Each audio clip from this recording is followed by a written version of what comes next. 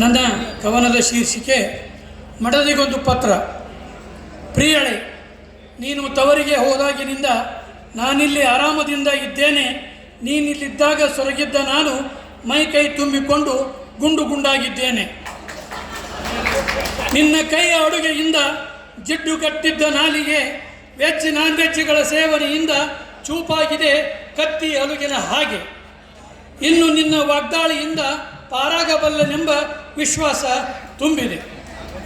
ನಿನ್ನೆ ನಿನ್ನ ಪತ್ರ ಬಂದಾಗಿನಿಂದ ನನಗೆ ಜ್ವರ ಬಂದಂತಾಗಿದೆ. ಮತ್ತೆ ನೀನು ಬರುವೆ ಎಂದು ತಿಳಿದು ಮೈ ನಡುಗುವಂತಾಗಿದೆ. ಏನಾದರೂ ಸರಿ, ಎಂತಾದರೂ ಸರಿ, ನೀನಿನ್ನೂ 6 ತಿಂಗಳು ಬಾರದಿರು. ಬಂದು ನನ್ನ ಜೀವ ತಿನ್ನದಿರು, ನನ್ನ ಸಂತಸಕ್ಕೆ ಭಂಗ ತಾರದಿರು. ಏನಾದರೂ ಸರಿ, ಎಂತಾದರೂ ಸರಿ, ನೀನಿನ್ನೂ 6 ತಿಂಗಳು ಬಾರದಿರು. ಬಂದು ನನ್ನ ಜೀವ ತಿನ್ನದಿರು, ನನ್ನ ಸಂತಸಕ್ಕೆ ಭಂಗ ತಾರದಿರು. ನಿನ್ನ ಮೇಲೆ ನನಗೆ ಪ್ರೀತಿ ಇಲ್ಲ ಎನ್ನಬೇಡ. ದೂರ ದೂರ ಇದ್ದಷ್ಟು ಪ್ರೀತಿ ಜಾಸ್ತಿಯಂತೆ.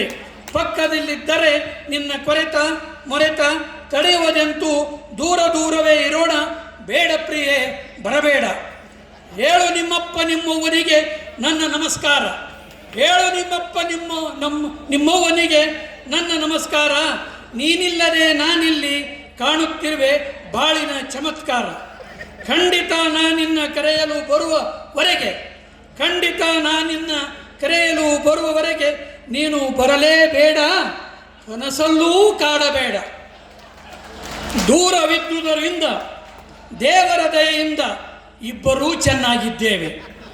ದೂರವಿದ್ದುದರಿಂದ ದೇವರ ದಯದಿಂದ ಇಬ್ಬರೂ ಚೆನ್ನಾಗಿದ್ದೇವೆ.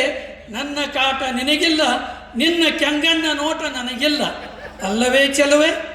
ತವರು ಮನೆಯಲ್ಲಿ 6 ತಿಂಗಳು ಹಾಯಾಗಿರು ಏಕಳುವೆ. ತವರು ಮನೆಯಲ್ಲಿ 6 ತಿಂಗಳು ಹಾಯಾಗಿರು ಏಕಳುವೆ.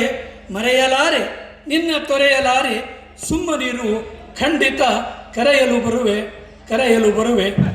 ಬರುವೆ. ನಮಸ್ಕಾರ.